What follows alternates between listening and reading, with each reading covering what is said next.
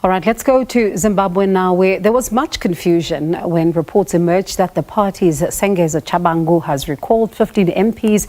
Now, he says they've ceased to be members of the party and should be expelled from the House. Now, the 15 opposition MPs in the country have reportedly filed a court appeal saying they were tricked into losing their parliamentary seats. And of course, there's concerns that this particular letter that has been written to the Speaker might be fake. So let's get more details now and understand exactly what's going on here. Nelson Chamisa is the Citizen Coalition for Change leader and joins us live now. Thank you so much for your time. What's going on? Well, I must say that a very tragic development in the politics of Zimbabwe. The people of Zimbabwe voted overwhelmingly for change, and you know that there was an emphatic voice for change in a flawed election that we recently had in Zimbabwe. And what has been happening is that we have not been able to resolve that stalemate. There is a political crisis, a political stalemate. The people voted for change, but the result that was declared was clearly not in line or aligned to what the people voted for. But as if that was not enough, there's been a new and fresh blow on the legitimacy crisis, particularly in Parliament, where ZANU-PF has engineered an unknown somebody to go and write a letter to Parliament to withdraw CCC members of Parliament. I'm the leader of CCC. We have our members of Parliament. We have our party. We are not aware of this member, but this member seems to be from or working with ZANU-PF to withdraw our members of Parliament. The Speaker did not pay regard to our written communication we had written to him. He chose to unilaterally follow the ZANU-PF aligned person who just wrote a letter to say we have withdrawn about 21 MPs or so. And there's been a big issue within the context of our conversations and our politics. And we have written to the Speaker of Parliament to say this must be corrected and this anomaly must be corrected. If it is not corrected, it will plunge the country into deeper political crisis. And of course, it will emphasize the problem of legitimacy and the problem of contestation arising out of disputed and flawed elections. So are you saying you do not know this person quoted as Sengeza Chabangu? No, we don't know that person. That person is not in our structures. We don't even have that person as an office holder. In any event, we don't have the office that he claims to be existing in the CCC. The CCC is a new kid on the block. We've done very well, as you know, under difficult circumstances. Even in a disputed and flawed election, we've managed to secure almost 104 members of Parliament. In fact, we had the majority, had it not been for the kind of challenges that we encountered, which problems were noted and acknowledged by SADC, the Observer Mission, by AU, by all the Observer Missions that were in Zimbabwe, including Commonwealth and COMESA. Some say, though, that as they watch these particular developments, they say the party, what is happening now is because the party does not seem to have a constitution nor have its house in order.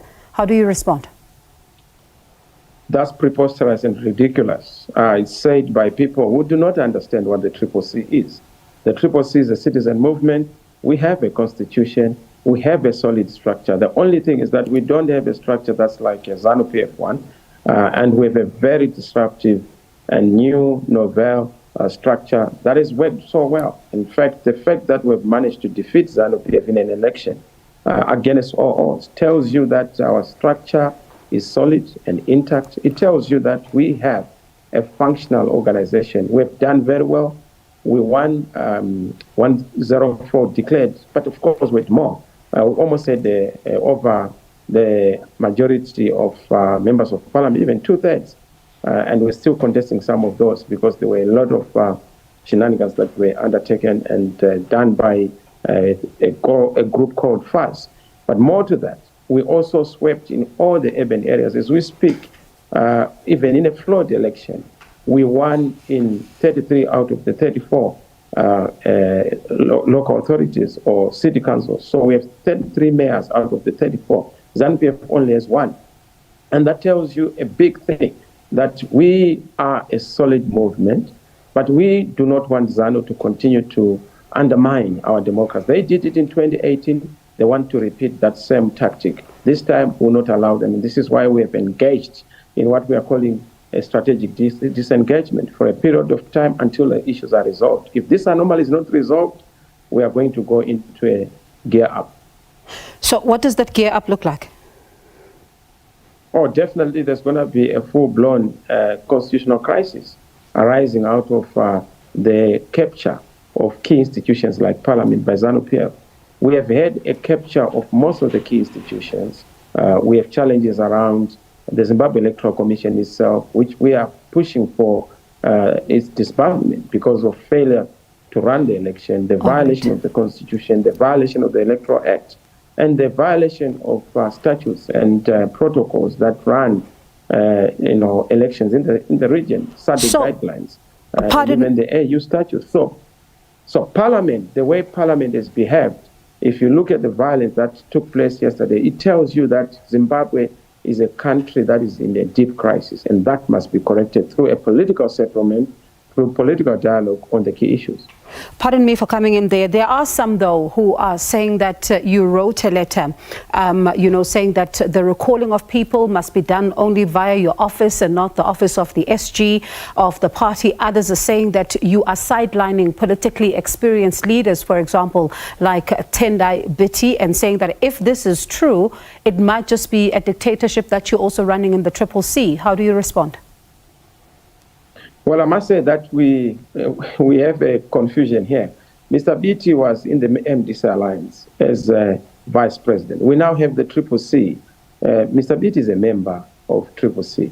He was a member of Parliament, but now we have a new arrangement, which is Triple C. And in Triple C, we don't have a Secretary General's post. Mr. Biti is not a Secretary General. He's just a member. And I don't know why people want Mr. Biti to be the one who is writing to Parliament when he's just a former member of Parliament from Harare East. There's now a new member of Parliament. And so all those things, I don't know where they're coming from. We don't have the office of Secretary General. We have the office of the coordinator and the chief of staff who are doing that responsibility to make sure that there's coordination with the external world. We are out of time, but I'm going to ask you very briefly to bring us up to speed with what you're doing about the situation around Job Sekala. Of course, lots of concern about his health and what has been going on there.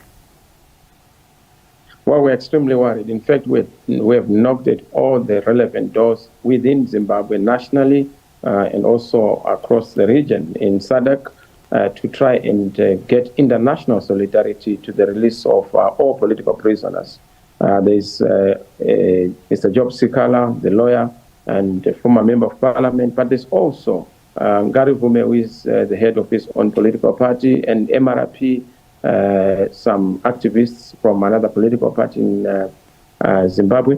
We have been pushing for their release. We continue to push for their release. In fact, our issue is that they must be released immediately, particularly on grounds of health, especially for Job Sekala, whom we understand is not feeling well. I, for one, have been banned from visiting him at Chikurubi, just to dramatize the kind of challenges that we have. I'm supposed to visit him as a leader, as a colleague, but I have not been allowed by the authorities in Zimbabwe. Again, a demonstration of the crisis of governance and the deficit of good governance that we have as a problem in Zimbabwe.